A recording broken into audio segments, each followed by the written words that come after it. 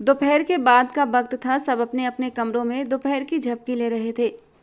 पूरी हवेली में एक सन्नाटा सा छाया हुआ था। जब वो दोनों खामोशी से आगे पीछे गार्डन में दाखिल हुए थे। सालार, आप क्या करने की कोशिश कर रहे हैं? आशी ने डरते हुए उसे पुकारा।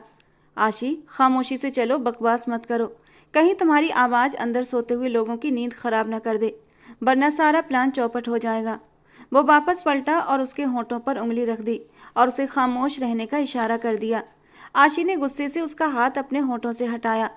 अगर किसी को पता चल गया तो बहुत डांट पड़ेगी, और फिर नाजिम भाई, वो तो हम दोनों को छोड़ेंगे नहीं। 15 साल की आशी इस वक्त काफ़ी डरी हुई लग रही थी, मगर 19 साल का सालार शाह एकदम शांत था। तुम्हें नहीं पता, ये ज़िंदगी एडवेंचर करने का नाम है। एडवेंचर करो, बहुत ही सुकून से कहते हुए उसने आशी की आंखों में झांका था, जहां सिर्फ और सिर्फ डर समाया हुआ था, जबकि सालार की आंखों में कुछ नया करने की चमक थी। वो दोनों अब हवेली की गेट तक आ पहुंचे थे। फिर वो एक झटके के साथ गेट से बाहर निकल गए। बाहर सालार की बाइक खड़ी थी। वो जल्दी से अपनी बाइक पर बैठा, मगर आशी डरती हुई पीछे ही खड़ी रही। आशी, बैठो, उसने उसे इशारा किया। मुझे नहीं बैठना, मुझे बाइक पर बैठने से डर लगता है, और ऊपर से तुम इतनी तेज बाइक चलाते हो। जबकि सालार ने अपना सर पीट लिया। उफ आशी, एक तो तुम हर छोटी छोटी बात पर डर जाती हो। यार, डरा मत करो, तुम सालार शाह की बीवी हो, और ये कोई मामूली बात नहीं। चलो अब जल्दी से आकर बैठो। अगर ज़्यादा डर लगे तो मुझे कसकर पकड़ लेना। उसने जैसे बीच का रास्ता निकाला था। आशी डरते डरते बाइक पर बैठ तो गई। इससे पहले वो बाइक स्टार्ट करता, न जाने कहाँ से अदनान आ टपका। आप दोनों कहाँ भागने की प्लानिंग कर रहे हैं? आशी की तो जान ही निकल गई थी, जबकि सालार के चेहरे के हाव भाव बिगड़ गए थे। तुम्हें हमारी जासूसी करने के अलावा और कोई काम नहीं? उसने दांत पीसकर एक एक शब्द पर जोर दिया था। बिल्कुल भी नहीं, बल्कि तुम्हारी जासूसी करके मुझे बड़ा मजा आता है। अभी जाकर नाजिम भाई को बताता हूँ कि तुम लोग भाग रहे हो।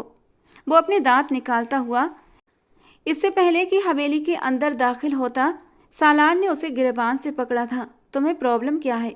एक तो इतनी मुश्किल से हम दोनों यहाँ तक पहुँचे हैं, सिर्फ एक बार बाइक राइड ही तो लेने जा रहे हैं। सालार अभी और भी गुस्सा करने वाला था, लेकिन उसने सोचा गुस्सा करने से मामला बिगड़ सकता है, इसलिए ठंडी गहरी सांस लेते हुए बोला, अच्छा ये बताओ, अपना मुंह बंद रखने के लिए क्या लोगे? सालार ने जैसे उसे रिश्वत देने की कोशिश की। अदनान ने कुछ देर सोचा, फिर जैसे उसकी आंखें चमक उठीं। आईफोन 15 प्रो मैक्स चाहिए। उसकी इच्छा सुनकर सालार की आंखें फैल गई थीं। नहीं बेटा, ये बताओ जरा, क्या मैं कोई बिजनेसमैन हूँ या मेरे पास कोई लाखों का माल है? इच्छा अपनी औकात में रहकर करो। उम्र देखी है अपनी, अभी तुम जमीन से पूरे उगे नहीं हो, और फोन चाहिए तुम्हें आईफोन 15 प्रो मैक्स। सालार ने ठंडे शब्दों में तंज का तीर चलाया, जबकि अदनान के दांत एक बार फिर बाहर निकले। ओके, तो मैं जाकर नाजिम भाई को बता देता हूँ। वो दोबारा अंदर की तरफ बढ़ने लगा, मगर सालार ने उसे गर्दन से पकड़कर अपनी तरफ खींचा। अच्छा ठीक है, अगले महीने दिला दूंगा, फिलहाल मेरे पास अभी इतने पैसे नहीं हैं। वो जैसे हार मान गया। ओके ठीक है, मैं इंतजार कर सकता हूँ। अदनान ने जैसे उस पर कोई एहसान किया था, और सालार ने गहरी सांस लेते हुए उसका कॉलर छोड़ दिया और फिर बाइक स्टार्ट कर दी। अब अपना मुंह बंद रखना, वो उसे वार्निंग देना नहीं भूला था। चलो बैठो आशी। जब उसने डरी सहमी खड़ी आशी की ओर नजर उठाकर देखा था, बेचारी मरती क्या न करती, बाइक पर बैठ गई, और फिर सालार ने फुल तेजी से बाइक स्टार्ट करके रोड पर डाली थी। आशी ने बहुत मुश्किल से अपनी चीख दबाई थी। उसने एक हाथ से सालार की कमर से निकालकर पेट पर हाथ रखा और दूसरा हाथ उसके कंधे पर रखकर उसकी जैकेट मुट्ठी में दबोच ली थी, जबकि सालार इतनी तेजी से बाइक चला रहा था कि आशी को चक्कर आने लगे थे। वो शायद जिंदगी में पहली बार बाइक पर बैठी थी। उसे बचपन से ही बाइक से डर लगता था, और घर वाले भी कभी भी उसे बाइक पर बैठने के लिए फोर्स नहीं करते थे, क्योंकि सब उसके डर को जानते थे। इसलिए हमेशा कहीं भी आना जाना होता तो वो गाड़ी में ही बैठकर जाती थी। लेकिन आज बाइक पर बैठने की इच्छा सालार ने की थी, और सालार का कहा तो वो मरकर भी नहीं टाल सकती थी। इसलिए अब भी अपने डर को दरगुजर करती हुई वो सालार के साथ बाइक पर बैठ तो गई थी, लेकिन जब उसे सहन नहीं हुआ तो वो दबे दबे शब्दों में चिल्लाई थी, प्लीज़ सालार, धीरे चलाएं। इससे पहले सालार कुछ कहता, अचानक उनकी बाइक एक कार में जा टकराई, और इस बार आशी की जो चीखें निकली थीं उससे आधा गांव तो इकट्ठा ही हो गया था। पूरे गांव में एक ही हवेली थी, और उसे पूरा गांव बड़ी हवेली के नाम से पुकारता था। और उस बड़ी हवेली में दो भाई रहते थे, असलम शाह और फिरोज शाह। उनकी एक ही बहन थी सुरैया शाह, और सुरैया शाह में दोनों भाइयों की जान बसती थी। सालों पहले दूसरे गांव के सरपंच के बेटे ने सुरैया शाह को अगवा करके जबरदस्ती उससे निकाह कर लिया था। बहुत मुश्किलों के बाद असलम और फिरोज शाह अपनी बहन को वापस लेकर आए थे, लेकिन इस बीच सुरैया को खुदा ने बहुत ही प्यारी सी खूबसूरत बेटी दी थी, जिसका नाम आशी रखा गया था। जब असलम शाह और फिरोज शाह अपनी बहन सुरैया को लेकर आए थे, उस समय आशी सिर्फ 6 महीने की थी। सुरैया का शौहर, जिसका नाम कामरान था, वो हर बार यही कहता कि वो सुरैया को और आशी को आकर ले जाएगा, लेकिन असलम और फिरोज शाह ने जबरदस्ती कोर्ट के जरिए सुरैया को तलाक दिलवा दी थी, क्योंकि उसने जबरदस्ती निकाह किया था और सुरैया खुद कामरान को पसंद नहीं करती थी। उसने भी उसके साथ रहने से इनकार कर दिया था, क्योंकि कामरान गुस्से का तेज, दिमागी तौर पर डिसेबल और जुनूनी इंसान था। वो सुरैया को अपनी मिल्कियत समझता था और उस पर जबरदस्ती हक जमाता। असलम शाह और फिरोज शाह ने अपने तौर पर सुरैया शाह के लिए एक बहुत अच्छा रिश्ता देखा और आशी की जिम्मेदारी खुद उठाने की सोचकर सुरैया शाह की शादी जुबैर से कर दी। लेकिन शायद सुरैया की जिंदगी में शादीशुदा खुशियां लिखी ही नहीं थीं। सुरैया की शादी को सिर्फ 1 साल हुआ था कि जुबैर की मौत एक कार एक्सीडेंट में हो गई, और उसके बाद सुरैया ने कभी शादी न करने की कसम खा ली और अपनी सारी जिंदगी अपनी बेटी आशी के लिए समर्पित करने की सोच ली। उधर कामरान पूरी कोशिश कर रहा था कि किसी तरह आशी को अपने साथ ले जाए। अब बात आशी पर आ चुकी थी, और क्योंकि कामरान उसका सगा बाप था, इसलिए वो आशी को अपने साथ लेकर जा सकता था, और इस बात का डर सुरैया को हर वक्त सताए रहता।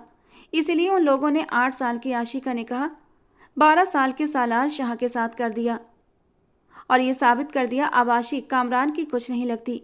इसलिए अब वो आशी को वापस लेकर नहीं जा सकता, और इस तरह आशी सालार की बीवी बन गई। घर वालों का इरादा था जब आशी की पढ़ाई पूरी हो जाएगी और सालार भी बिजनेस में हाथ बटाने लगेगा तो आशी की विदाई कर दी जाएगी। सुरैया तो अपनी बेटी के लिए एकदम निश्चिंत हो चुकी थी कि अब उनकी बेटी का फ्यूचर सेफ हो चुका है। वैसे तो वो कामरान की बेटी थी, लेकिन फिर भी हवेली में उसे बहुत अच्छी तरह से रखा जाता था, और सालार तो उसके साथ बहुत अच्छा सलूक करता था। वो दोनों बिल्कुल दोस्तों की तरह रहते थे। असलम शाह के 2 बेटे थे, बड़ा बेटा नाजिम शाह, छोटा बेटा सालार शाह और बेटी जैनब शाह। फिरोज शाह के भी 2 बच्चे थे, बेटा अदनान शाह, एक बेटी कुलसूम शाह। कुलसूम शाह नाजिम शाह की बचपन में ही मंगनी हो चुकी थी। हालांकि नाजिम कुलसूम को एक नज़र देखना भी पसंद नहीं करता था, लेकिन बड़ों ने न जाने क्या सोचते हुए उन दोनों का रिश्ता पक्का कर दिया था। दोनों भाइयों के बच्चे और सुरैया की बेटी आशी पूरी हवेली में बहुत प्यार से रहते थे। खुशी खुशी एक दूसरे के साथ अपने सुख और दुख शेयर करते थे। बच्चों के दम से पूरी हवेली हर वक्त चहकती रहती थी। और आज आशी और सालार सबसे छुपकर बाहर घूमने के लिए चले गए थे, और एक छोटा सा एक्सीडेंट भी करवा चुके थे, और अब दोनों सर झुकाए किसी मुजरिम की तरह खड़े थे। सब उन्हें गुस्से से घूर रहे थे, और नाजिम शाह का तो मानो खून खौल उठा था, क्योंकि नाजिम घर का सबसे बड़ा बेटा था और उसके गुस्से से सभी लोग थर थर काँपते थे। किसकी इजाज़त से तुम दोनों घर से बाहर निकले थे? वो सालार के सामने खड़े सख्त अंदाज में पूछ रहा था। आशी को तो सालार के बड़े भाई नाजिम शाह के इस गुस्से भरे अंदाज से इतना डर लगा कि उसने सालार के पीछे छुपने की कोशिश की, मगर नाजिम शाह ने एक ही झटके से उसका हाथ पकड़कर सालार के पीछे से बाहर निकाला। ये तो पागल है ही, क्या तुम भी पागल थीं जो इसके साथ बाइक पर बैठकर चली गईं? हालांकि तुम अच्छी तरह जानती हो ये बाइक चलाता नहीं बल्कि उड़ाता है।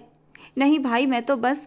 आशी सहम उठी थी। उसने कमजोर सी दलील देने की कोशिश की, जबकि सालार ने फौरन ही आशी की कलाई नाजिम के हाथ से आज़ाद कराई थी।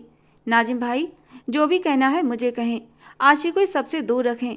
मैं उसे अपने साथ अपनी मर्जी से लेकर गया था, वो तो जाने के लिए राजी भी नहीं थी, तो प्लीज़ उसे डांटना बंद कर दें।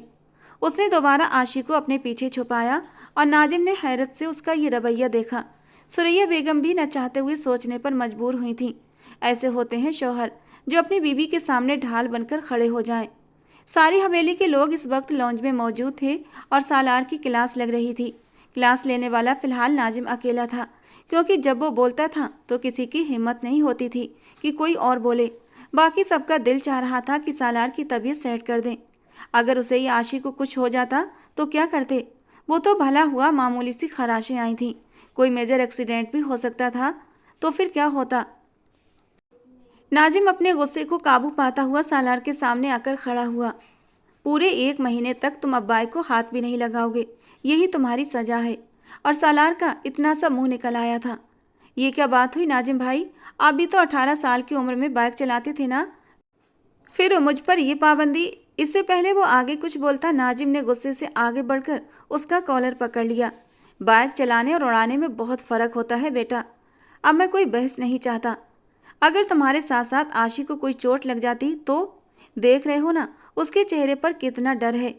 इस बार वो कुछ सीरियसली होकर बोला था कि सालार के साथ साथ सबके होठों पर मुस्कुराहट आई थी।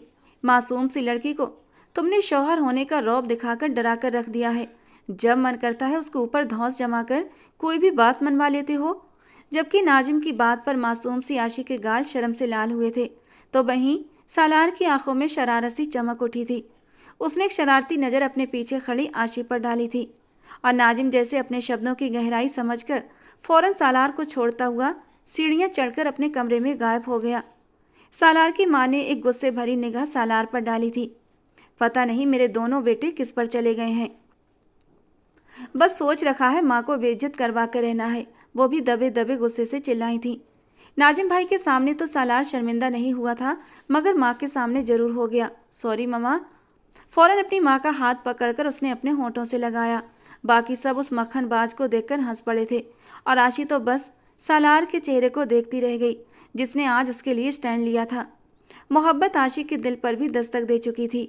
सालार को 16 साल की उम्र से ही बाइक रेसिंग का बहुत शौक लग गया था, जो न जाने कितने सालों तक चलता रहना था। दिन बड़े ही रफ्तार से गुजर रहे थे। आशी भी अब कॉलेज में एडमिशन ले चुकी थी और सालार यूनिवर्सिटी में पढ़ाई पूरी कर रहा था। इस वक्त भी यूनिवर्सिटी में स्टूडेंट की भीड़ लगी हुई थी। सामने ही तो बाइक रेसर बाइक पर बैठे थे। एक ने ब्लैक हेलमेट पहन रखा था और दूसरे ने ब्लू। हर तरफ से स्टूडेंट्स उनके लिए हूटिंग कर रहे थे और उनमें से एक वो भी थी। सर पर काला स्कार्फ और चेहरे पर काला मास्क, और उस काले मास्क के अंदर से उसकी गहरी भूरी आंखें चमक रही थीं और उसकी नज़र उस ब्लैक हेलमेट पहने मर्द पर थी। दोनों तरफ स्टूडेंट खड़े थे। रेसिंग स्टार्ट हुई और हर तरफ से उनकी चीखें बुलंद हुई थीं, सालार सालार। तो वहीं दूसरी तरफ डीके की नारेबाजी लग रही थी। आधे से ज़्यादा यूनिवर्सिटी इस वक्त यहाँ दोनों की बाइक रेस देखने के लिए मौजूद थी। और फिर इस भीड़ में एक खूबसूरत सी आवाज़ भी उभरी थी, yes Salar, you can do it. उसकी मीठी और खूबसूरत आवाज़ जैसे ही सालार शाह के कानों में गई, हेलमेट के नीचे उसकी आंखें और होंठ दोनों ही मुस्कुराए थे। वो उसकी जिद करने पर उसकी रेस देखने के लिए उसकी यूनिवर्सिटी में पहुंच चुकी थी और फिर सालार पर भी सुरूर के साथ साथ जोश सवार हो चुका था। उसने बाइक की रेस काफ़ी तेज की। एंडिंग लाइन में बस कुछ ही मिनट्स का फासला था जब वो फुल स्पीड से डीके के पास से अपनी बाइक गुजारता हुआ एंडिंग लाइन तक पहुंचा था और भीड़ में एक बार फिर नारे गूंज उठे थे, सालार शाह सालार शाह। लड़कियां तो उस हसीन कम उम्र शहजादे को देखने के लिए तड़प रही थीं। वो बाइक एक साइड पर रोकता हुआ अपना हेलमेट उतार चुका था। हेलमेट उतारने के बाद उसका सारा चेहरा साफ हो चुका था। 21 साल का सालार शाह खूबसूरती की मिसाल और उसके साथ साथ अपनी यूनिवर्सिटी में बाइक रेसिंग का चैंपियन बन चुका था। लड़कियां भाग भाग कर उसके पास आकर एक सेल्फी लेना चाहती थीं, लेकिन सालार ने हाथ के इशारे से उन सबको रोक दिया। आशी ने उनकी तरफ बढ़ने की कोशिश की। वो कॉलेज से सीधे ही इधर यूनिवर्सिटी में आ गई थी। लड़कियां सालार के आसपास जमघटा बनाकर खड़ी हो चुकी थीं। सब लोग भाग भाग कर रेसलर के पास जा रहे थे और उनमें से एक लड़का, जो कि बहुत ही तेजी से भागता हुआ आ रहा था, आशी से आ टकराया। वो सीधा जमीन पर गिरी थी और उसकी चीख निकल गई। उसके घुटने और बाजू बुरी तरह छिल गए थे। सालार की नज़र जैसे ही जमीन पर गिरी आशी पर पड़ी, वो फौरन भागता हुआ उसके पास पहुंचा। आशी, आर यू ओके? उसने बेताबी से पूछते हुए आशी को अपनी बाजुओं में समाते हुए खड़ा किया। आशी का चेहरा मास्क से ढका हुआ था, लेकिन उसकी आंखों से तकलीफ साफ झलक रही थी। एक पल के लिए सारी भीड़ में सन्नाटा सा छा गया था, क्योंकि सबने पहली बार सालार का ये रूप देखा था। उसने काटदार नज़र उस लड़के पर डाली जो अभी अभी आशी से टकराया था। फिर वो पूरी ताकत से पलटा और 2 मुक्के एक साथ उस लड़के के मुंह पर दे मारे। तुम्हारी हिम्मत कैसे हुई मेरी आशी को चोट पहुंचाने की? यू ब्लडी, मैं तुम्हारी जान ले लूँगा। वो तो एक ही पल में अपने आप से कंट्रोल खोता चीखा था। सबने हैरत से उसे ठंडा करने की कोशिश की थी और आशी खुद परेशान हो गई थी। वो फौरन आगे बढ़ी और सालार को उस लड़के से दूर करने की कोशिश करने लगी। छोड़ दे सालार, क्या कर रहे हैं। वो नहीं चाहती थी कि यहाँ पर किसी भी तरह का कोई तमाशा लगे, और उसके कहने की देर थी कि सालार ने फौरन ही उस लड़के को छोड़ दिया और वापस आशी की तरफ पलट गया। दिखाओ कहाँ चोट लगी है तुम्हें, सख्ती से कहता उसने आशी की कोहनी पकड़कर देखी जहाँ से खून निकलना शुरू हो चुका था। सालार ने एक नज़र अपनी क्लास फेलोज पर डाली। जल्दी से फर्स्ट एड बॉक्स लेकर आओ। उसकी आंखों से आग सी निकल रही थी जो वहाँ खड़े हुए हर इंसान ने महसूस की थी। उसने सिर्फ एक इशारा अपने टीम मेंबर्स को किया और फौरन से उसे कुर्सी हाजिर हुई। उसने आशी को कुर्सी पर बिठाया और उसके सामने घुटनों के बल बैठ गया। अब वो उसका घुटना देख रहा था। उसका यूनिफॉर्म घुटने की जगह से लाल हो चुका था। वो इतनी जोर से गिरी थी कि उसका घुटना और कोहनी दोनों बुरी तरह जख्मी हो गए थे। सब हैरत से सालार शाह को एक लड़की के कदमों में बैठा देख रहे थे। सालार का दिल चाहा उस लड़के की जान ही ले ले। अगर आशी ने न रोका होता तो उसे कभी न छोड़ता। फर्स्ट एड बॉक्स आया। जल्दी से सालार ने उसके बाजू और घुटनों पर पट्टी कर दी। चलो घर चलते हैं। उसने फौरन उसे बाजू से पकड़कर उठाया और आशी हैरान रह गई। वो 2 महीने से इस रेस की प्रैक्टिस कर रहा था। अब फाइनल में पहुंचकर सब कुछ छोड़कर घर जाने की बात कर रहा था। लेकिन सालार, अभी हम कैसे जा सकते हैं? अभी तो तुम्हारी रेस का फाइनल राउंड रहता है। सालार शाह बाइक रेस का दीवाना था। ये बात आशी अच्छे से जानती थी। तुमसे ज़्यादा कुछ भी जरूरी नहीं आशी। वो आशी के पास झुकते हुए एक एक शब्द बहुत ही सीरियसली बोला था, और कुछ पल के लिए आशी को सांस आना ही बंद हो गया। वो बेयकीन सी थी। उसने सोचा नहीं था वो सालार के लिए इतनी खास होगी। सालार ने उसका बाजू मजबूती से पकड़ा, उसे अपना सहारा देकर चलाने लगा। लेकिन आशी के घुटने में बहुत दर्द था, इसलिए चलना दूभर हो रहा था।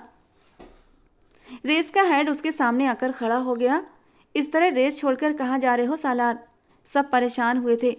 मैं फिलहाल रेस छोड़ रहा हूँ। मेरी तरफ से दूसरे मेंबर को विनर अनाउंस कर सकते हो। सालार ने सीरियसली कहते हुए दोबारा आशी के साथ कदम आगे बढ़ाने चाहे, लेकिन वो लोग इस तरह सालार को हारते हुए कैसे देख सकते थे। लेकिन सालार, हमने इस रेस पर इतने सारे पैसे लगाए हैं, उनमें से एक ने दबे दबे गुस्से से कहा। सालार की आंखें लाल हुई थीं। उसने अपनी जेब से अपना वॉलेट निकाला और उसमें मौजूद सारे पैसे उस हेड के हाथों में रख दिए। मेरे लिए मेरी बीबी से ज़्यादा किसी चीज़ की कोई अहमियत नहीं। उसकी सेहत पर 1000 रेसें कुर्बान कर सकता हूँ। वो सारे ग्राउंड में स्टूडेंट को देखते हुए ऊंची आवाज़ में बोला, और आशी जहाँ खड़ी थी वहीं खड़ी रह गई। ग्राउंड में मौत का सा सन्नाटा छा गया। कुछ लड़कियों के चेहरों पर दबा दबा गुस्सा था, जैसे उन्हें सालार शाह के सिंगल न होने का दुख हो। सालार ने अचानक ही आशी को अपनी बाहों में उठा लिया और आशी को लगा जैसे पूरी जमीन हिल गई है। सालार ने उसे कुछ भी कहने का मौका नहीं दिया था और सीधा उसे यूनिवर्सिटी की पार्किंग एरिया में ले आया। उसे गाड़ी में आराम से बिठाते हुए उसने ड्राइविंग सीट संभाल ली। अब गाड़ी हवेली की तरफ भाग रही थी और आज पहली बार 17 साल की आशी ने सालार शाह को खुद के लिए इतना जुनूनी होते देखा था। उसे यकीन नहीं हो रहा था कि वो उसे इस कदर मोहब्बत करता है कि उसकी खातिर अपनी रेस छोड़ाया, वरना वो रेस की खातिर तो अपनी जान भी कुर्बान कर देता। चोट लगने की वजह से उसे बहुत तकलीफ हो रही थी, लेकिन इसके बावजूद वो खुलकर मुस्कुरा रही थी। सालार का ये अंदाज उसने आज पहली बार देखा था और जैसे उसके आसपास बहारें सी खिल उठी थीं। उनकी गाड़ी हवेली के पोर्च में रुकी। सालार गाड़ी से बाहर निकला और घूमकर दूसरी तरफ आया। आशी के चेहरे पर तकलीफ के भाव बढ़ते जा रहे थे। उसने गाड़ी का दरवाजा खोला और आशी ने गाड़ी से बाहर निकलना चाहा। सालार ने गुस्से से उसे घूरा। क्या कर रही हो, दिमाग तो खराब नहीं? वो अपना गुस्सा आशी पर उतार रहा था और आशी की आंखें एक पल में भीग गईं। उसने रोना सा मुंह बनाकर सालार को देखा। इसमें मेरा क्या कसूर? अगर चोट लग गई? सूं करती वो अपनी मासूम आंखों में आंसू भरकर उसे देखने लगी, और इस वक्त वो सालार को इतनी मासूम और प्यारी लगी कि उसका सारा गुस्सा पल भर में गायब हो गया और उसके होठों पर मुस्कुराहट बिखर गई। उसने आशी को जमीन पर पांव रखने नहीं दिया, दोबारा उसे अपनी बाहों में उठा लिया। पागल लड़की, मैं तो ये कह रहा हूँ कि इतनी चोट लगी है और जब इस हालत में चल नहीं सकती तो खड़ी होने की कोशिश क्यों कर रही हो? गाड़ी का दरवाजा उसने बाजू से बंद किया और आशी को घूरते हुए सवाल पूछा। आशी इस वक्त दर्द के साथ साथ कम से कम सालार की डांट सुनने के मूड में बिल्कुल नहीं थी। क्या कर रहे हैं? छोड़े मुझे। इस तरह सबके सामने लेकर जाएंगे? वो तो एक पल में परेशान हुई थी। हवेली वालों के सामने इस हालत में जाना कम से कम आशी के लिए मुमकिन नहीं था, मगर सालार ने उसकी एक न सुनी और हवेली के अंदरूनी हिस्से की तरफ बढ़ गया। एक तो वो थी भी इतनी हल्की फुल्की नाजुक सी, उसका वजन भी उसे महसूस नहीं हो रहा था। आज पहली बार सालार ने उसे इस तरह अपनी बाहों में उठाया था और वो तो उसके इतने हल्के नाजुक वजूद को महसूस करके दंग रह गया था। ऐसा लगता था जैसे उसने कोई गुड़िया पकड़ रखी हो। तुम कुछ खाती नहीं हो, तुम्हारा जरा भी वजन नहीं है। सालार ने मुस्कुराहट दबाए खामोशी से सवाल किया और आशी की आंखें पूरी खुल गईं। मुझे मोटे होने का कोई शौक नहीं, मैं तो पतली दुबली ही अच्छी लगती हूँ। आशी के मुंह के एक्सप्रेशन गुस्से से अजीब हुए थे, जो सालार देख सकता था, क्योंकि उसके चेहरे का मास्क अब हट चुका था। प्लीज़ सालार, अब छोड़ दें। उसने एक बार फिर उसे रोकने की कोशिश की थी। सालार की मुस्कुराहट उसके होठों में ही सिमट गई। गुस्से से उसने आशी को घूरा था। उसकी आंखों में अचानक गुस्सा आया था और आशी एक पल में ही सहम गई। तुम तो इस तरह डर रही हो जैसे कुछ गलत कर दिया हमने। इतनी परेशान क्यों हो रही हो? मैं कोई गए नहीं बल्कि शौहर हूँ तुम्हारा। अगर इस तरह हवेली में दाखिल हो जाओगी तो तुम्हें कोई कुछ नहीं कहेगा। कम से कम वो ये नहीं पूछेंगे कि मैं तुम्हें उठाकर क्यों ला रहा हूँ। सालार दो पल के लिए रुककर उसकी आंखों में आंखें डालकर उसके डर को दूर करने की कोशिश करते हुए सुकून से बोला, और फिर दोबारा कदम उठाते हुए हवेली के अंदर दाखिल हो चुका था। अंदर लॉन्ज में ही सालार की मां नरगिस बेगम और आशी की मां सुरैया बेगम बैठी थीं। उनकी नज़र अचानक ही सालार और आशी की तरफ उठी और आशी का ये हाल देखकर नरगिस बेगम के साथ साथ सुरैया जी भी परेशान हो गईं। आशी, क्या हुआ? वो दोनों फौरन उठकर उसके पास पहुंची। सालार ने सोफे के पास पहुंचकर बहुत ही आराम से आशी को सोफे पर बिठाया। कुछ नहीं हुआ, बस छोटा सा एक्सीडेंट हो गया है, आप परेशान मत हो। सालार ने उन दोनों की तरफ देखते हुए उन्हें तसल्ली देने के साथ साथ सफाई भी दी थी, लेकिन वो दोनों किसी भी सूरत चैन न पा सकीं। क्या क्या कैसा एक्सीडेंट? कहाँ चोट लगी है? मुझे दिखाओ। सुरैया की तो जैसे जान ही निकल गई थी। उनकी ममता तड़प उठी थी। फिक्र मत करें फुफ्फो, वो ठीक है। सालार ने उन्हें दिलासा देना चाहा, लेकिन वो माँ थी और सुकून इतनी जल्दी नसीब नहीं होने वाला था। अब आशी का बाजू पकड़ के वो उसके जख्म देख रही थी। आशी की तकलीफ अब बर्दाश्त के बाहर थी, लेकिन वो बहुत हिम्मत से बैठी थी। सर में भी दर्द की टीसें उठ रही थीं। कुछ देर वो वहीं बैठी रही। जब सुरैया को सुकून हो गया कि चोट ज़्यादा गहरी नहीं, तो उन्हें कुछ सुकून मिला था। आशी, तुम अपने कमरे में जाकर आराम करो, मैं तुम्हारे लिए हल्दी वाला दूध बनाकर भेजती हूँ, सुरैया ने आशी को कहा। हाँ, और मैं तब तक सूप बना लेती हूँ, थोड़ी देर बाद वो भी पी लेना, तुम्हें ताकत मिलेगी। नरगिस ने भी फौरन मशवरा दिया। लेकिन आशी को तो ये फिक्र लगी थी वो ऊपर तक चलकर कैसे जाएगी। लेकिन सुरैया आपी, उसके घुटनों में चोट है, चलकर कैसे जाएगी? नरगिस बेगम ने उसके चेहरे पर परेशानी भांप ली थी। वो दोनों एक साइड खड़ी थीं। सालार आगे बढ़ा। फिक्र मत करें, जैसे मैं इसे बाहर से लेकर आया हूँ वैसे ही मैं इसे इसके कमरे तक पहुँचा देता हूँ। इतना कहने के साथ ही उसने दोबारा आशी को अपने मजबूत बाजुओं में भरा और अपनी माँ और आशी की माँ के सामने ही वो इस हरकत पर शर्म से लाल पड़ गई थी। सालार को आशी की इतनी केयर करता देख दोनों के चेहरों पर मुस्कुराहट बिखर गई थी। वो दोनों फौरन किचन की तरफ चली गईं, लेकिन आशी सर उठाने के काबिल न थी। चेहरा हद से ज़्यादा लाल पड़ चुका था। उसने अपना बैलेंस बनाए रखने के लिए सालार के कॉलर को पकड़ा और दूसरे हाथ से उसकी शर्ट को दबोच लिया। उसके बाजू में अचानक ही दर्द उठा। उसने बहुत मुश्किल से अपनी सिसकी होंठों पर ही रोकी और अपना चेहरा भी सालार के सीने में छुपा गई। सालार उसे लिए कमरे में दाखिल हुआ, फिर उसे बहुत ही सावधानी से बेड पर बिठाया। वो बेड के किराउन से टेक लगाकर बैठ गई। सालार ने धीरे से उसका घुटना ऊपर उठाया और उसके शूज उतार कर उसके पाँव बेड पर रख दिए, और आशी तो जैसे जमीन में धंसती जा रही थी। कम से कम वो ये नहीं चाहती थी कि सालार उसके कदमों में बैठकर उसके जूते उतारे। उसे पता नहीं क्यों, लेकिन बिल्कुल भी अच्छा नहीं लग रहा था। मगर सालार तो बिल्कुल नॉर्मल था। ज़्यादा चलने फिरने की हरगिज़ ज़रूरत नहीं। फिलहाल यूनिफॉर्म भी चेंज मत करना, वरना हाथ में दर्द होगा, आराम से कहते हुए वो उसे सारी बातें समझा रहा था। और फिर कबर्ड की तरफ बढ़ते हुए उसने वहाँ से फर्स्ट एड बॉक्स निकाला और उसमें से पेन किलर की गोलियाँ निकाल रहा था। दूध या सूप पीने के बाद ये 2 गोलियाँ खा लेना, दर्द में सुकून होगा। सालार ने वो गोलियाँ बेड की साइड टेबल पर रख दी। फिक्र मत करो, जल्दी ही ठीक हो जाओगी। इस बार उसने आशी को देखते हुए दिलासा दिया था, क्योंकि उसके चेहरे पर वो तकलीफ देख सकता था। सालार का इतना प्यार देखकर आशी की आंखों से आंसू फिसल पड़े, जबकि उसकी आंखों की नमी तो जैसे सालार के सीने में खंजर बनकर उतर चुकी थी। वो आगे बढ़ा आशी के बिल्कुल पास झुकता उसके माथे पर अपने होंठ रख चुका था। आशी, उसने इस कदर मोहब्बत से पुकारा कि एक पल के लिए आशी का दिल धड़कना भूल गया। उसने आशी के चेहरे को अपने हाथों के कटोरे में भर रखा था और उसे हल्का सा उठाते हुए उसके माथे को अपने होठों से छू रहा था। और सालार का स्पर्श पाकर आशी की आंखों में नमी सी उतर आई थी। आशी नम आंखों से उसे देख रही थी। कुछ पल के लिए वो खामोश हुआ था, फिर दोबारा उसके चेहरे के बिल्कुल पास होता हुआ धीरे से सरगोशी के अंदाज में बोला, तुम सालार शाह की जिंदगी हो। आज के बाद तुम्हारी आंखों में दोबारा आंसू नजर न आए। उसके कान में सरगोशी करते हुए वो आशी को पत्थर कर गया था। उसकी सांसों की तपिश आशी को अपने कान पर महसूस हो रही थी। आशी सांस रोके उसे अपने इतने करीब देख रही थी। उसकी तेज परफ्यूम की खुशबू आशी की सांसों के साथ साथ उसके अंदर जिस्म तक में उतर रही थी, जबकि सालार एकदम बेखुदी में उसके कान की लौ और उसके बाएं गाल पर शिद्दत से अपने दहकते नरम होंठ रखता आशी के दिल की धड़कनों को बढ़ा चुका था। और फिर वो जल्दी से कमरे से बाहर निकल गया और पीछे आशी का हाथ अपने दिल पर आया था, जो पूरी स्पीड के साथ धड़क रहा था। उसने धीरे से अपने गाल को छुआ, जहां पर अब भी उसे सालार के होठों का स्पर्श महसूस हो रहा था। आज पहली बार सालार ने उसे इस तरह छुआ था और जैसे आशी एक नई दुनिया की सैर करने लगी थी। हाँ, वो जानती थी सालार ऐसा ही है। उन दोनों की बचपन से ही बहुत अच्छी दोस्ती रही थी और दिन ब दिन वो सालार के लिए उसकी सांसों से भी ज़्यादा ज़रूरी होती जा रही थी।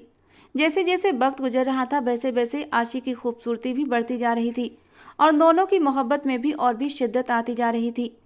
पूरे 2 हफ्ते तक उसने ज़बरदस्ती आशी को बेड रेस्ट करवाया था और ख़ुद उसका ख्याल रखता रहा। तब कहीं जाकर आशी का घुटना और बाजू ठीक हुए थे और सब लोग ही सालार की इस तरह केयर करने का अंदाज देखकर अंदर से सुकून पा चुके थे।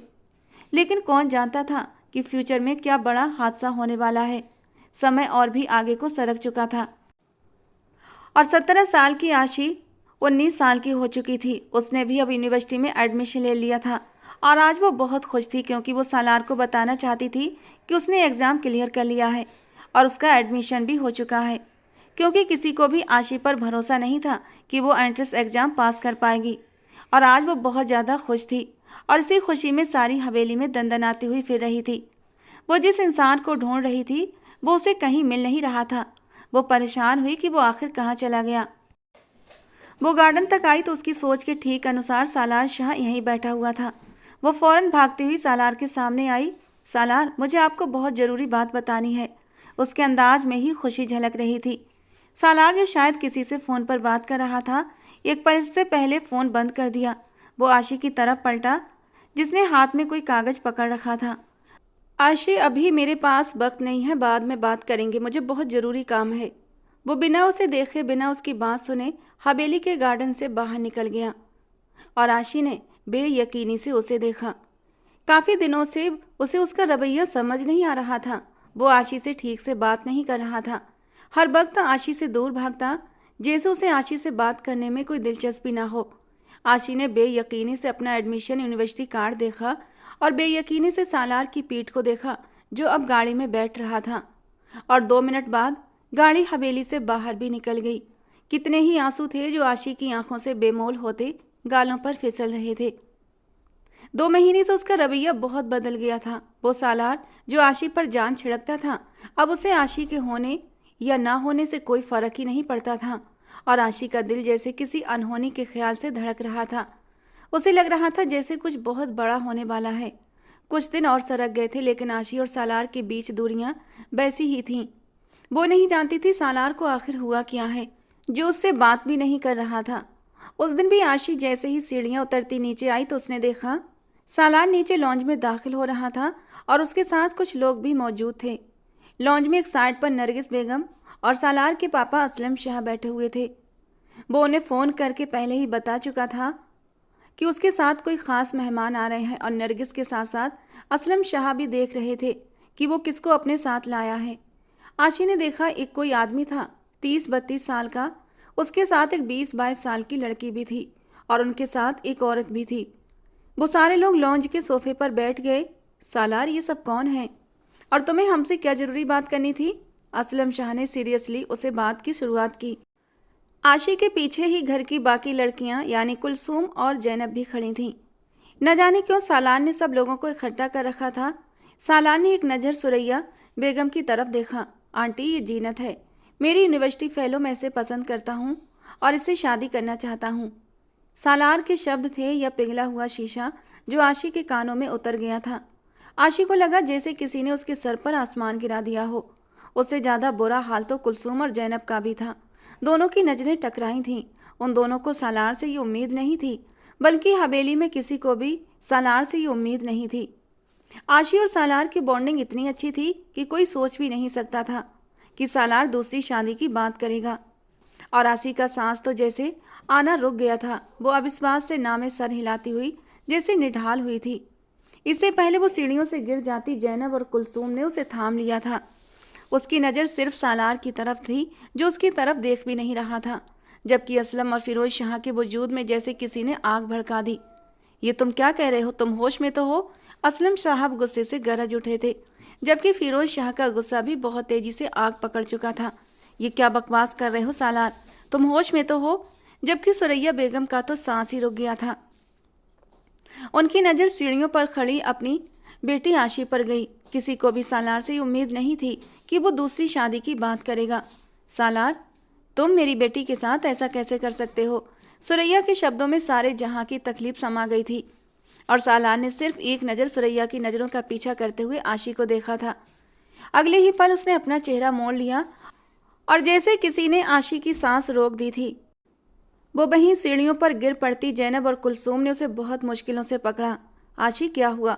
वो दोनों उसके गाल थपक रही थीं और आशी ने बहुत मुश्किल से आंखें खोली थीं। जैनब और कुलसूम ने उसे कंधों से पकड़कर उठाया। उसने शिकवा भरी निगाह सालार पर डाली और बिना कुछ कहे सीढ़ियां पार कर गई। आंखों से आंसू बहते गालों पर आ रहे थे। उसे आज समझ आ गया था कि सालार का रवैया उसके साथ क्यों बदल रहा था। वो जो 8 साल की उम्र से ही सालार को अपना सब कुछ मानती आ रही थी, आज वही इंसान कह रहा था कि वो किसी और से शादी करना चाहता है। आखिर क्या कमी रह गई थी आशी की मोहब्बत में? क्या वो उसे मोहब्बत नहीं करती थी? क्या वो उसे समझती नहीं थी? आशी ने अपनी 19 साल की जिंदगी सालार की पसंद के हिसाब से जीना सीख ली थी और आज वो कह रहा था कि वो किसी और से शादी करना चाहता है। सालार ने बेबसी सीढ़ियों के दहाने पर देखा था जहां आशी अब नहीं खड़ी थी। वो दोबारा सीधा होता अपने बाप की ओर देखने लगा। पापा, मैं ये कह रहा था कि मैं जीनत से शादी करना चाहता हूँ। जबकि असलम और नरगिस बेगम दोनों ही गुस्से और शर्मिंदगी से उसे घूर रहे थे, क्योंकि सुरैया और अपने छोटे भाई फिरोज के सामने वो शर्मिंदा होकर रह गए थे। तुम होश में तो हो सालार शाह? असलम शाह चबा चबा कर बोले थे। मैं बिल्कुल होश में हूँ पापा, और पसंद की शादी करना इस्लाम में भी जायज़ है। अगर मुझे कोई लड़की अच्छी लगती है तो मैं दूसरी शादी कर सकता हूँ। क्या आपने अपनी पसंद की शादी नहीं की थी? वो बेखटक बोला था और किसी को भी इस तरह के जवाब की उम्मीद नहीं थी। सुरैया को सालार से ये उम्मीद नहीं थी कि वो उनकी बेटी के साथ ये सब कुछ करेगा। अच्छा, और फिर आशी, उसके बारे में क्या ख्याल है? सालार से अगला सवाल किया। तो मैं कब आशी को छोड़ने की बात कर रहा हूँ? वो मेरी बीवी है, मेरे निकाह में है। ये कहाँ लिखा है कि अगर आपका निकाह पहले से एक औरत से है तो आप दूसरी शादी नहीं कर सकते? पापा, शायद आप भूल रहे हैं, इस्लाम में 4 शादियों की इजाज़त है और जब मैं एक साथ दोनों के हक पूरे कर सकता हूँ तो मेरे ख्याल में किसी को एतराज़ नहीं होना चाहिए। वो उन सब की बोलती बंद करवा चुका था। इससे ज़्यादा सुरैया में बर्दाश्त नहीं थी। वो एक झटके से सोफे से उठी और सीढ़ियाँ चढ़ती हुई ऊपर चली गईं। लेकिन जाने से पहले वो कहकर गई थी कि मुझे इस हवेली में कम से कम सालार तुमसे ये उम्मीद नहीं थी। वो जैसे सालार से बहुत ज़्यादा मायूस हुई थी। मैं जानता हूँ आंटी कि आपको मेरी बातें गलत लग रही हैं, लेकिन फिक्र मत करें, आपकी बेटी को कोई तकलीफ नहीं दूंगा। मेरा और आशी का निकाह आप लोगों ने अपनी मर्जी से करवाया था और तब मैं बहुत छोटा था। अगर अब मैं अपनी मर्जी से एक और निकाह करना चाहता हूँ तो इसमें बुराई क्या है? क्या दूसरी शादी करना गुनाह है? अगर गुनाह है तो मुझे बता दे, मैं नहीं करता। या फिर अगर मैं आपकी बेटी को छोड़ रहा हूँ या उसके साथ कोई गलत सलूक कर रहा हूँ तब भी आप मुझे कह सकते हैं। मेरे ख्याल से आपको कोई ऐतराज़ नहीं होना चाहिए। जबकि असलम शाह गुस्से से मुट्ठियां भींच रहे थे। इससे ज़्यादा बर्दाश्त सुरैया में नहीं था। तुम्हें फैसला करना होगा सालार, तुम्हें मेरी बेटी या फिर इस लड़की में से किसी एक को ही चुनना होगा। सालार शाह, मैं अपनी बेटी के सर पर सौतन बर्दाश्त नहीं करूंगी और असलम शाह ने तकलीफ से उन्हें देखा। उन्हें उम्मीद नहीं थी कि नाजिम के बाद अब सालार भी उन्हें शर्मिंदा करवाएगा। नाजिम क्या कम था जो हर वक्त कुलसूम को कड़ी नज़रों से घूरता था और इस मंगनी की कोई अहमियत नहीं देता था। असलम शाह अपने भाई फिरोज शाह के सामने शर्मिंदा रहते थे और अपनी गलती पर पछताते कि उन्होंने अपने भाई की बेटी को नाजिम की ज़िंदगी में शामिल करने का फैसला ही क्यों किया। खुदा ने 2 बेटे दिए, लेकिन उनको देखकर दिल चाहता काश ये भी न दिए होते। एक बाप ने किस कदर तकलीफ से ये बात कही होगी कि उसकी औलाद ही न होती। ये बहुत ही ज़्यादा शर्म की बात है। और नरगिस बेगम की आंखों से भी आंसू छलक पड़े थे। उन्हें खुद सालार से ये उम्मीद नहीं थी। वो लोग भी वापस जा चुके थे, लेकिन फिर भी किसी ने सालार से कोई बात नहीं की। सब लोग उससे नाराज थे और सालार अपनी जिद पर कायम था। उसका यही कहना था कि वो जीनत से शादी करेगा तो बस करेगा। वो बेयकीनी और बेबसी से अपने कमरे में बैठी आंसू बहा रही थी। सालार के शब्द उसके कानों में गूंज रहे थे और जैसे उसे यकीन नहीं आ रहा था कि सालार दूसरी शादी की बात कर रहा है। वो उसके साथ ऐसा कैसे कर सकता था। वो जानती थी सालार उसके लिए कितना जुनूनी है। सालार तो उस पर अपनी जान छिड़कता था। बस कुछ ही महीनों में उसका रवैया बदल गया था। वो ऐसा क्यों कर रहा था ये कोई नहीं जानता था। और आशी के तो वहमो गुमान में भी नहीं था कि वो दूसरी शादी करेगा। वो बेबसी से बेड पर बैठी फूट फूट कर रो पड़ी। आंखों के सामने बहुत सारे मंजर घूम गए थे जब जब वो उसके लिए जुनूनी साबित हुआ था। उसे आज भी वो दिन याद था जब उसने आशी को नाजिम भाई की कहर से बचाने के लिए अपने पीछे छुपाया था। भाई जो भी कहना है मुझे कहें, आशी को इस सबसे दूर रखें। मैं इसे अपने साथ अपनी मर्जी से लेकर गया था। ये तो जाने के लिए राजी भी नहीं थी। प्लीज इसे डांटना बंद करें। ये सब याद आते ही एक तकलीफ भरी मुस्कुराहट ने आशी के होठों को छुआ था। मंजर गायब हुआ तो अब दूसरा मंजर आंखों के सामने आ गया जब वो छोटी सी चोट पर तड़प उठा था। मेरे लिए मेरी बीवी से ज़्यादा किसी चीज़ की कोई अहमियत नहीं। उसकी सेहत पर मैं 1000 रेसें कुर्बान कर सकता हूँ। जब वो सारी यूनिवर्सिटी के सामने आशी को अपनी बाहों में उठाकर वहाँ से निकला था, उसके लिए सिर्फ और सिर्फ आशी की ज़िंदगी ज़रूरी थी। लेकिन अब वो सालार कहीं भी नहीं रहा था। उसने अपने 2 महीने की रेस की मेहनत भी यूं ही बर्बाद कर दी थी, सिर्फ आशी की वजह से, क्योंकि उसके लिए उसकी बीवी सबसे पहले थी। लेकिन आज कहाँ गई उसकी बीवी? तुम सालार शाह की ज़िंदगी हो, आज के बाद तुम्हारी आंखों में आंसू ना आए। कहीं दूर से अतीत के शब्द जो सालार ने कहे थे उसके कानों में गूंजने लगे। वो भीगी आंखों से तंजिया मुस्कुराई थी। वो इंसान जो उसके रोने से परेशान हो जाता था आज खुद उसे खून के आंसू रुला रहा था। 2 दिन गुजर गए थे। हवेली के माहौल में उदासी घुली हुई थी। सब एक दूसरे से नजरें मिलाते हुए शर्मिंदा थे। किसी को उम्मीद नहीं थी कि वो अपने माँ बाप को इस तरह शर्मिंदा करेगा। 2 दिनों से उसका बुरा हाल था। रो रो कर उसकी आंखें सूजन का शिकार हो गई थीं। उसका दिल चाह रहा था सारी दुनिया को तबाह बर्बाद कर दे। लेकिन क्या करती जब वो इंसान दूसरी शादी की बात कर रहा था तो आशी के हाथ में अब कुछ भी नहीं रहा था। रात के 8 बजे का समय था जब वो खुद से लड़ती जंग हारती हुई अपने कमरे से बाहर निकली। उसका रुख सालार के कमरे की तरफ था। वो उसके कमरे की दहलीज पर आकर खड़ी हुई। ये वो दरवाज़ा था जिसे खोलने से पहले कभी भी आशी को नहीं सोचना पड़ता था और आज उसे सोचना पड़ रहा था। धड़कते दिल के साथ उसने अपने कांपते हाथों से दरवाज़ा खोल दिया।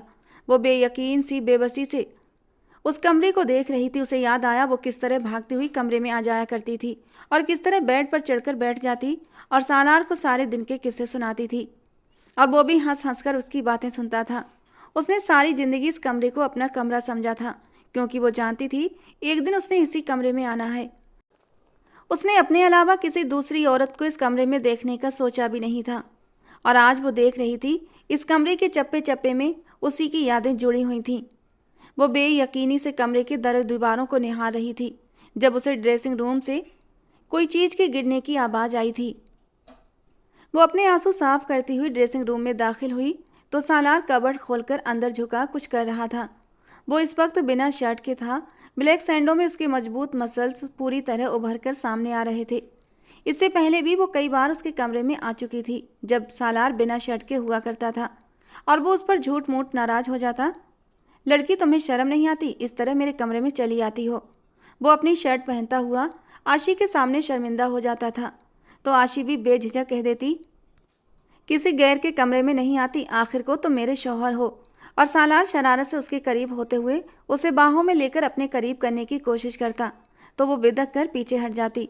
शौहर जरूर हो लेकिन अपनी लिमिट क्रॉस मत करो, क्योंकि अभी हमारी विदाई नहीं हुई है। और सालार एक गहरी सांस लेकर रह जाता। हाँ भी तड़पा लो, अभी तड़पाना तुम्हारा हक बनता है, लेकिन याद रखना गिन गिन कर बदले लूँगा। वो अपनी एक आंख दबाता हुआ शरारत से कहता और आशी शर्म से लाल पड़ जाती। वो दहलीज पर ही खड़ी हो गई थी। कदमों की आहट पर सालार के हाथ रुक गए थे। उसने कबर्ड से अपना चेहरा निकाल कर आशी को ओर देखा। 2 ही दिनों में उसका हाल किसी टूटी बिखरी जोगन की तरह हो गया था। आशी की आंखों में चमकती नमी ने सालार की आंखों में एक कोई असर सा छोड़ा था, लेकिन वो नज़र चुरा गया। जिंदगी में पहली बार उसने आशी को इग्नोर किया था और आशी के कलेजे में जैसे किसी ने बहुत बुरी तरह खंजर मारा था। उसने पहला कदम ड्रेसिंग रूम में रखा जब सालार ने गुस्से से कबर्ड बंद की। तुम्हें तमीज नहीं है किसी के भी कमरे में दाखिल होने की? वो गुस्से से फट पड़ा था और आशी के कदम वहीं रुक गए थे। उसने बेहद बेयकीनी से सालार का ये रूप देखा। सालार, आज से पहले तो तुमने मुझे कभी भी इस कमरे में बिना इजाज़त आने से मना नहीं किया। उसकी आवाज़ कांप रही थी। अब तुम बड़ी हो चुकी हो, तुम्हें तमीज़ होनी चाहिए, अब तुम बच्ची नहीं रही। उसके शब्दों में किसी भी तरह की कोई नरमी नहीं थी और आशी की आंखों से आंसू फिसलते हुए गालों पर आए। वो दोबारा कबर्ड खोलकर अपना काम करने लगा। तुम ऐसे तो नहीं थे सालार, आखिर तुम्हें क्या हो गया है? तुम तो सिर्फ मेरे थे, फिर कैसे कोई दूसरी लड़की तुम्हें मुझसे छीन रही है? वो बेबसी से सवाल पूछ रही थी। सालार शायद कुछ ढूंढ रहा था। दोबारा से कबर्ड बंद की और उसके करीब आकर खड़ा हो गया। तो मैं कब कह रहा हूँ कि मैं तुम्हें छोड़ रहा हूँ? मैं आज भी तुम्हारा हूँ। इस बार उसके शब्दों में कुछ नरमी थी और आशी के चेहरे पर कड़वी मुस्कुराहट आई। मुझे तुम पूरे के पूरे चाहिए, मैं तुम्हें किसी के साथ बांट नहीं सकती। मैंने अपनी सारी जिंदगी सिर्फ तुम्हें चाहा है, तुम ऐसा कैसे कर सकते हो? उसके शब्दों में सारे जहान की तकलीफ थी जो सामने खड़ा इंसान साफ महसूस कर रहा था, लेकिन फिर भी पत्थर दिल बना बैठा था। ये वो लड़की थी जिसे उसने अपनी मर्जी से अपने सांचे में ढाला था। वो जैसा कहता वो वैसा ही करती थी। वो कहता कि तुम्हें ये ड्रेस पहनना है तो वो वही ड्रेस पहनती थी। अगर वो कहता तुम्हें बाइक रेसिंग का शौक होना चाहिए तो वो उसकी खातिर बाइक रेसिंग को पसंद करने लगी थी। हालांकि उसे इसमें कोई इंटरेस्ट नहीं था। उसने गुजरी 19 सालों में सालार शाह की हर पसंद को अपनाया था और आज सालार उसे छोड़ रहा था और किसी और को अपना रहा था। वो कितनी बेबस और मजबूर थी। ऐसे ही एकटक बिना पलक झपकाए उसे देख रही थी, जो अपना चेहरा अब मोड़ चुका था। अब जाओ यहाँ से, मैं तुमसे किसी भी तरह की कोई बहस नहीं करना चाहता, वो गुस्से से बोला था। और आशी पर हैरतों के पहाड़ टूट पड़े। इतना अजनबी अंदाज, तुम किसी और से शादी कैसे कर सकते हो? मैं तुम्हारे निकाह में हूँ, तुम्हारी बीवी हूँ। वो उसकी सारी बातों को इग्नोर करती हुई उसे वो बात याद दिला रही थी कि वो उसकी बीवी है। उसके शब्दों में टूटे हुए मान की किरचियाँ थीं जो सालार साफ महसूस कर चुका था, लेकिन उसका दिल मोम न हुआ। दूसरी शादी ही कर रहा हूँ, कौन सा तुम्हें छोड़ रहा हूँ? आशी ने फटी फटी निगाहों से उसे देखा, जो कितनी आसानी से ये बात कह गया था। उसके लिए दूसरी शादी करना जैसे जरा भी मुश्किल नहीं था। तुम्हारे लिए मेरी जिंदगी मजाक है सालार। वो टूटकर बिखर गई थी। तुम इस तरह कह रही हो जैसे मैंने तुम्हें छोड़ दिया है। मैं सिर्फ दूसरी शादी कर रहा हूँ, और वैसे भी दूसरी शादी करने के बाद पहली बीवी के हक में कोई फ़र्क नहीं आता। उसका लहजा काबिले इत्मीनान था। उसकी लापरवाही देखकर तो आशी का दिल किरची किरची हुआ था। वो फूट फूट कर रोना चाहती थी, लेकिन अब लगता था वो घुट घुट कर मर जाएगी। बहुत मुश्किल से उसने अपने सुन्न कदमों को हरकत दी थी और 2 कदम चलती सालार के पास आई। क्या वो मुझसे भी ज़्यादा खूबसूरत है? वो तकलीफ से सवाल पूछ रही थी। 19 साल की आशी खूबसूरती की मिसाल आप थी। सालार ने चेहरा मोड़कर उसे गौर से देखा और कितने ही पल उसे देखता रहा। क्या मुझसे ज़्यादा तुम्हें चाह सकती है? सालार खामोश रहा।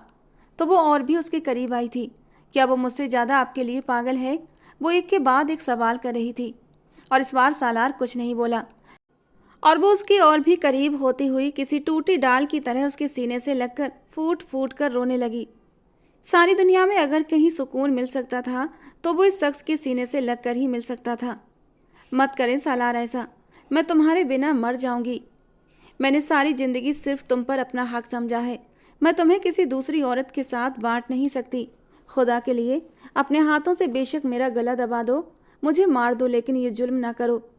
उसके सीने में चेहरा छुपाए मजबूती से अपने हाथों से सालार की कमर को जकड़े तड़पती हुई एक एक शब्द बोल रही थी।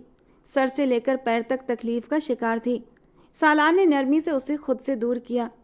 अगर मुझसे इश्क करती हो तो साबित करो। वो सख्ती से उसकी आंखों में आंखें डालकर बोला था और आशी को लगा कि वो जमीन के अंदर तक धंसती चली गई है।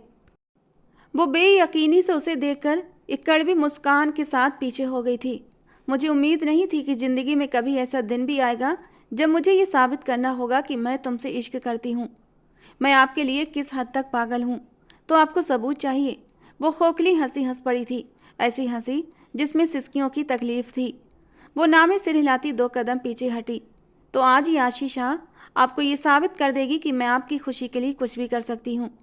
वो ड्रेसिंग के दरवाजे तक पहुँच चुकी थी। सालार उसे ही देख रहा था। उसने खुद को हौसला देने के लिए दरवाजे पर हाथ रखा। जाओ, आज से आशी ने आपको आज़ाद किया। आज से आप आज़ाद हैं। मैं इजाज़त देती हूँ, आपको जिस किसी के भी साथ शादी करना चाहें कर लें, लेकिन आज के बाद आपने मुझे खो दिया है। मेरे एतबार को तोड़कर जो उसकी धज्जियाँ बिखेरी हैं ना, इसके लिए अब ये आशी आपको कभी नज़र नहीं आएगी। आज से आपकी ज़िंदगी किसी की मोहताज नहीं रहेगी। मैं आपकी ज़िंदगी से गायब हो जाऊंगी। आप मेरी तरफ से आज़ाद हुए, लेकिन आशी को खोकर आपने बहुत घाटे का सौदा किया है।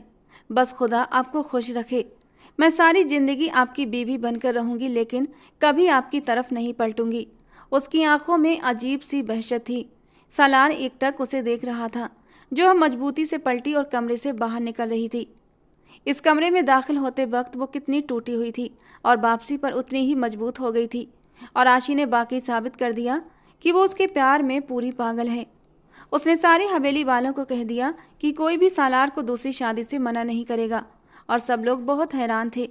उसने खुद दूसरी शादी की इजाज़त कैसे दी। और अगले ही हफ्ते हवेली में शादी की तैयारियां शुरू हो गई थीं।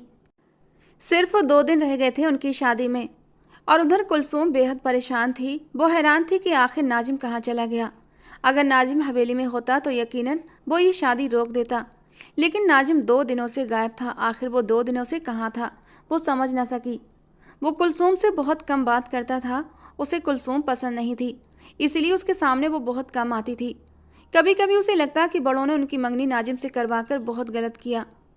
अगर नाजिम को इंटरेस्ट नहीं था तो ये मंगनी न करवाते, लेकिन अब वो एक अजीब से दोराहे पर खड़े थे, जहाँ न वो आगे बढ़ सकती थी न पीछे जा सकती थी।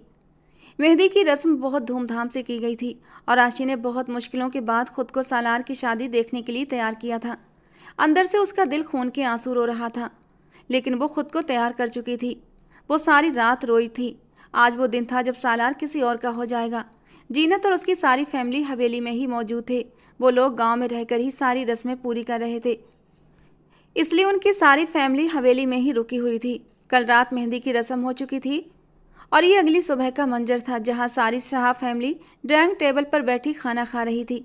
जब अदनान और जैनब सीढ़ियाँ उतरते नीचे आए, वो दोनों किसी बात पर झगड़ रहे थे। मैं भी देखता हूँ ये शादी कैसे होती है। वो दोनों बहुत गुस्से में थे कि सारे लोग उठकर खड़े हुए थे। क्या हो रहा है यहाँ? असलम शाह ने सख्ती से पूछा। तो जैनब बोल उठी, पता नहीं, लगता है अदनान का दिमाग खराब हो गया है। कहता है ये शादी किसी भी कीमत पर नहीं होने दूंगा। उनकी बात सुनकर जीनत का भाई भी उठकर खड़ा हुआ। क्या हम लोगों को तमाशा दिखाने के लिए बुलाया है? उसे गुस्सा आया था। इतने में सालार भी सीढ़ियाँ उतरकर नीचे आया था। सालार की नज़र जीनत पर पड़ी, जो टुकर टुकर अदनान को ही देख रही थी। उसके बाद सालार की नज़र आशी पर पड़ी, जो सिर्फ सालार को देख रही थी, और सालार के होंठों को एक मुस्कान ने छुआ था। उसने जीनत के भाई शहराम के कंधे पर हाथ रखा। जो तमाशा तुम लोगों ने अब तक देखा वो तो कुछ भी नहीं, असल तमाशा तो अब लगने वाला है। सालार के शब्दों में कुछ रहस्य छिपा हुआ था कि सब लोग एक पल में परेशान हुए थे। वो इतनी ऊंची आवाज में बोला था कि सबने उसकी बात सुनी और शहराम की नज़र जीनत से टकराई। वो दोनों अचानक डर गए थे। क्या कहने की कोशिश कर रहे हो? साफ साफ कहो, शहराम ने बर्दाश्त करते हुए पूछा। इससे पहले सालार कुछ बोलता हॉल में एक आवाज़ गूंजी। चलो मैं साफ साफ बताता हूँ तुम लोगों को। इस आवाज़ को सुनते ही सबके चेहरे हॉल के दरवाजे की तरफ मुड़ गए थे, जो नाजिम शाह की आवाज़ थी। और जैसे ही जीनत और शहराम की नज़र उस पर पड़ी, दोनों के चेहरे डर से सफ़ेद पड़ गए। उन्होंने बेयकीनी से सालार को देखा।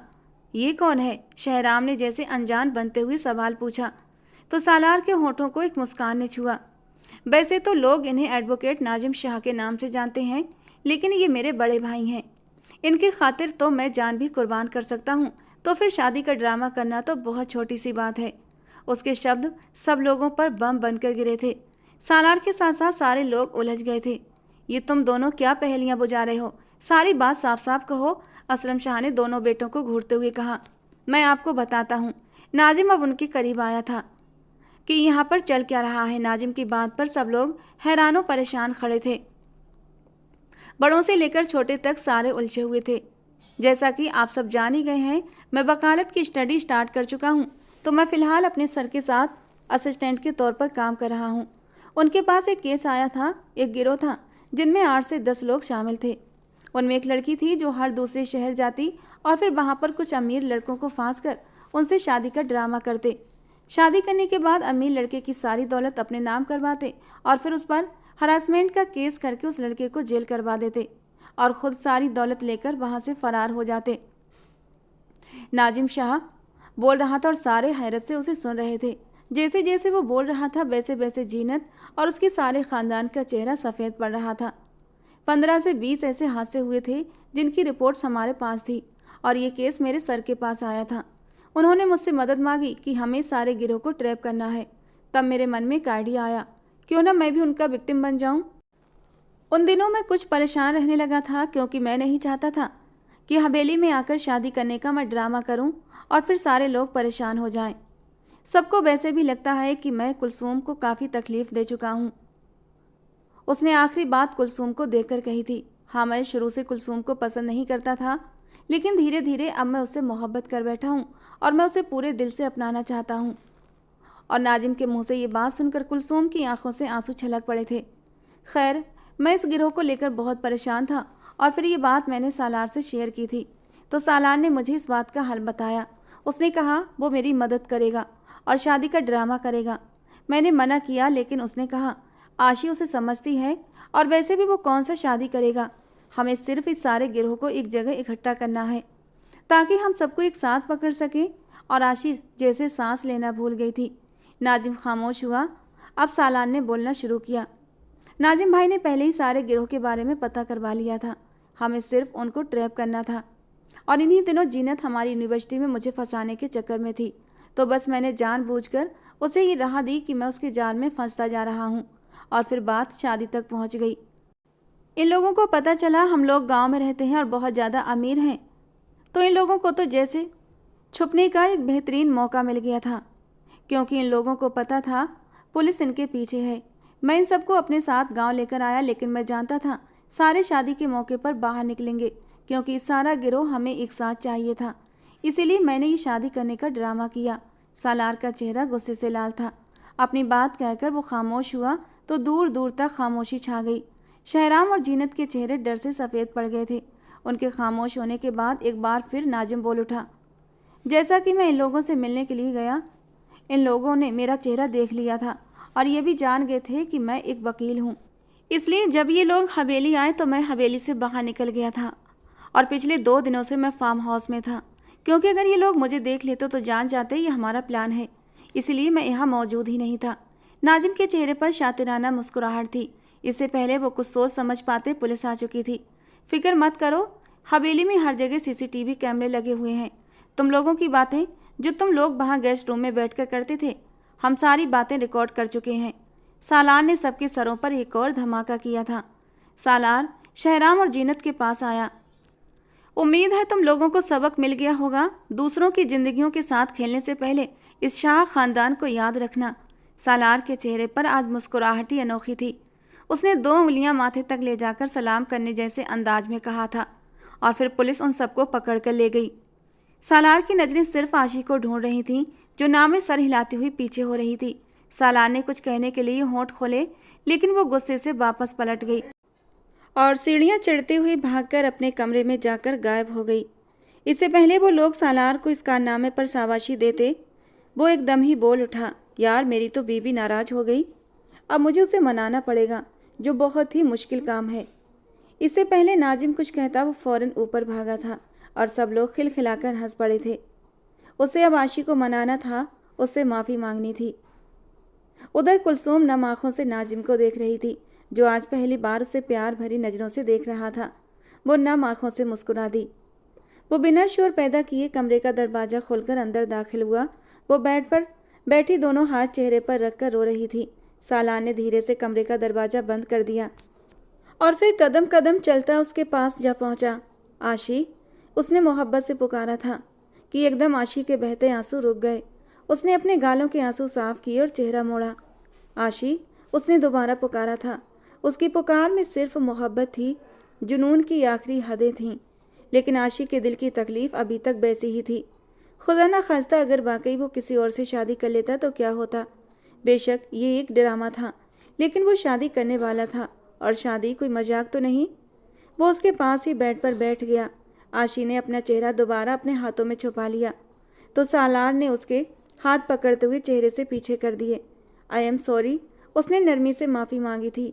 आशी ने अगले ही पल गुस्से से अपने हाथ उसके हाथों से आज़ाद कराए। आपके लिए मेरी ज़िंदगी मजाक है। आपको शर्म आनी चाहिए मेरे जज्बात के साथ खेलते हुए। जिस तकलीफ से मैं गुजरी हूँ आप उसका अंदाज़ा भी नहीं लगा सकते, और आप मुझे आकर ये 3 शब्द कह रहे हैं कि आई एम सॉरी। आपके लिए ये 3 शब्द होंगे, लेकिन मेरे लिए वो दर्द बर्दाश्त करना नामुमकिन था। खुदा के वास्ते अब जाएं यहाँ से। वो आज सारे लिहाज तोड़ती हुई गुस्से से फट पड़ी थी। लेकिन सालार पीछे होने की बजाय आगे हुआ और आशी का बाजू पकड़कर अपनी तरफ खींचा, और आशी उसके चौड़े सीने से जा लगी। आशी की नरम धड़कनों को महसूस करके सालार का दिल जोरों से धड़क उठा था। आंखों में मदहोशी चमकने लगी थी। ये लड़की उसके दिल के कितने करीब थी ये वही जानता था। उसने उसे खुद में भींचते हुए उसकी नरमी को और भी महसूस किया था। मैंने कहा था कि तुम सिर्फ सालार शाह की ज़िंदगी हो, तुम्हारे बिना जीने का मैं ख्याल भी नहीं कर सकता। तो फिर तुमने ये कैसे सोच लिया कि मैं किसी और से शादी कर सकता हूँ? उसने आशी के माथे पर होठ रखते उसके बालों में उंगलियां चलाते हुए पूछा था। लेकिन आशी कहाँ उस वक्त उसकी बातें सुनने की हालत में थी। वो तो उसके सीने से दूर होने की कोशिश करने लगी, लेकिन सालार की पकड़ मजबूत थी। जाएं अब उसी जीनत के पास जाकर बैठें। मैं आपकी लगती ही क्या हूँ? वो जैसे पिछले 2 हफ्तों के शिकवे बाहर निकाल रही थी। आपने मुझे पूरे 4 महीने इग्नोर किया। आपके लिए वो सब कुछ मजाक था, लेकिन मेरे लिए मेरी ज़िंदगी थी। जब वो सालार से दूर नहीं हो पाई तो फिर गुस्से से सालार के कंधे पर मुक्का दे मारा, और कैसे सबको परेशान भी कर दिया। वो रोते हुए उसकी शर्ट अपने आंसुओं से भिगो रही थी। सालार के होंठों पर मुस्कुराहट बिखर गई थी।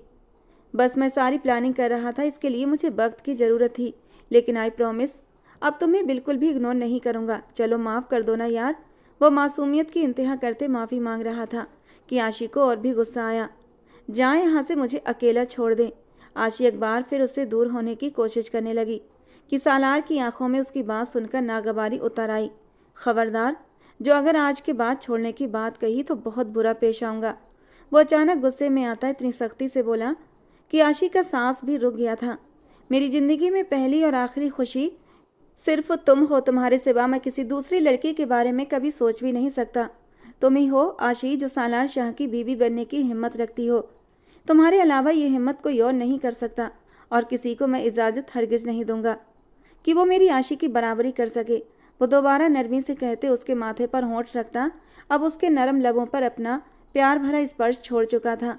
वो पल में ही सर से लेकर पांव तक लाल पड़ी थी। उसे यकीनन सालार से इस हरकत की उम्मीद नहीं थी। वो अपना चेहरा उसके सीने में छुपाकर खुद को नॉर्मल करने लगी। आपको पता है मुझे कितनी तकलीफ हुई थी? अगर आप सच में शादी कर लेते तो मेरा क्या होता? एक बार वो फिर से रोने लगी थी तो सालार ने ना में सर हिलाया। मैं कह चुका ना, किसी से शादी नहीं करूँगा, और ना ही कभी करने की सोच सकता हूँ। तो मेरी ज़िंदगी में आने वाली एक अकेली ऐसी औरत हो। चलो अब रोना धोना बंद करो। एक बार वो फिर उसके आंसू साफ करने लगा तो आशी को लफ्ज़ औरत पर गुस्सा आया था। ये आपने औरत कैसे कहा? मैं आपको औरत लगती हूँ? वो उसे गुस्से से घूरती हुई बोली। सालार ने न चाहते हुए भी कहा लगाया। ओह सॉरी मैडम, आप तो खूबसूरत नाजुक सी एक लड़की हैं। सालार ने फ़ौरन अपने कान पकड़ ली और आशी को एकदम सारा जहां अच्छा लगने लगा था। क्या आप बाकी मुझसे इश्क करते हैं? वो जैसे आज ये सवाल पूछ लेना चाहती थी। सालार हाँ में सर हिलाने लगा। बहुत ज़्यादा, इतना ज़्यादा कि शायद किसी ने किसी से न किया हो। सालार के शब्द जुनून से भरे हुए थे कि आशी शर्मा गई। तुमने भी साबित कर दिया कि तुम मुझसे कितनी मोहब्बत करती हो। खबरदार, अगर आज के बाद मुझे किसी और के हवाले करने का सोचा। वो जैसे अब उस पर बरस पड़ा था कि वो कैसे सालार से दूर होने की बात कर रही थी। तो आपने ही तो कहा था कि मैं साबित करूं कि मैं आपसे इश्क करती हूं या नहीं। आशी को गुस्सा आया था तो सालार भी गहराई से मुस्कुराया। मैंने सिर्फ कहा था कि मुझे उम्मीद नहीं थी तो मुझे बाकी किसी दूसरी औरत के लिए कुर्बान कर दोगी। एक तो वो उसे खुद तकलीफ दे रहा था, ऊपर से उसी से नाराज हो रहा था। आशी ने गुस्से से सालार के सारे बाल बिगाड़ कर रख दिए। आप बहुत बुरे हैं, वो दोबारा गुस्से से बोली। इससे पहले वो सालार से दूर होती, सालार दोबारा से उसे अपने सीने से लगा गया। कोई बात नहीं, तुम तो अच्छी हो ना, हमारा गुजारा हो जाएगा। उसकी बात सुनकर आशी के होंठों को एक मुस्कुराहट ने छू लिया। खुदा का शुक्र था वो सिर्फ एक ड्रामा था। अगर वाकई वो किसी और से शादी कर लेता तो फिर आशी का क्या होता। उसने शायद 15 दिनों बाद आज एक सुकून की सांस ली थी। मैं आपको इतनी आसानी से माफ़ नहीं करूंगी, उसके सीने में चेहरा छुपाती हुई गुस्से से बोली थी और उसकी घुटी घुटी सी धमकी सालार के कानों तक पहुंची थी। कोई बात नहीं, मत करना माफ़, वो शाने बेनियाजी से कहते हुए आशी के चेहरे पर झुका था और वो हल्के से आंखें बंद कर गई। सालार ने सबसे पहले उसकी आंखों पर अपने होंठ रखे थे, उसके बाद वो अपने होंठों को उसके नाजुक से होंठों के पास ले गया था और उनकी नरमी को बहुत ही प्यार से चुराने लगा था। अपने अंदर तक सुकून पा लेने के बाद सालार ने उसके होंठों को छोड़ा। मैं सिर्फ तुम्हारा हूँ मेरी जान, बस इस बात का यकीन रखना, मोहब्बत से कहते हुए उसने अपना चेहरा आशी की गर्दन में छुपा लिया और आशी सारी फिक्रों को भुलाकर मुस्कुरा उठी थी। खुदा का शुक्र अदा कर रही थी कि खुदा ने उसे तकलीफ़ों से बचा लिया था। सालार ने उसे खुद से अलग किया। जाने का मन तो नहीं कर रहा लेकिन जाना जरूरी है। शादी के फंक्शन तो वैसे ही शुरू हो चुके हैं और वो शादी के फंक्शन जीनत और सालार के नहीं बल्कि आशी और सालार के होंगे। कल तुम दुल्हन बनकर पूरे हक और मान के साथ मेरे कमरे में मौजूद होगी। उसके बाद मैं अपने दिल की सारी हसरतें निकालूंगा। वो उसके चेहरे को बहुत ही मोहब्बत से निहारता हुआ बोला था और उस पल मैं सारी हदें पार कर जाऊंगा और तुम मुझे रोक नहीं सकती। उसके दूर जाने की कोशिश को महसूस करते हुए सालार ने शरारत से उसके गालों पर उंगली रखते हुए कहा था और वो शर्म से लाल होती कमरे से बाहर भाग गई थी और पीछे से उसे सालार का जिंदगी से भरपूर कहकहा सुनाई दिया था। दोस्तों, आज की हमारी कहानी आपको कैसी लगी ज़रूर बताना। पसंद आई हो तो प्लीज़ लाइक करना। रोज़ एक नई रोमांटिक कहानी सुनने के लिए हमारे चैनल को सब्सक्राइब करना मत भूलना। मिलते हैं दोस्तों अगली किसी नई कहानी के साथ।